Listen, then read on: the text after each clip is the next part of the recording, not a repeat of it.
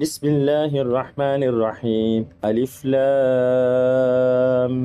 ميم غلبت الروم في أدنى الأرض وهم من بعد خلبهم سيغلبون في بضع سنين لله الأمر من قبل ومن بعد ويومئذ يفرح المؤمنون بنصر الله ينصر من يشاء وهو العزيز الرحيم وعد الله لا يخلف الله وعده ولكن أكثر الناس لا يعلمون ظاهرا من الحياة الدنيا وهم عن الآخرة هم غافلون أولم يتفكروا في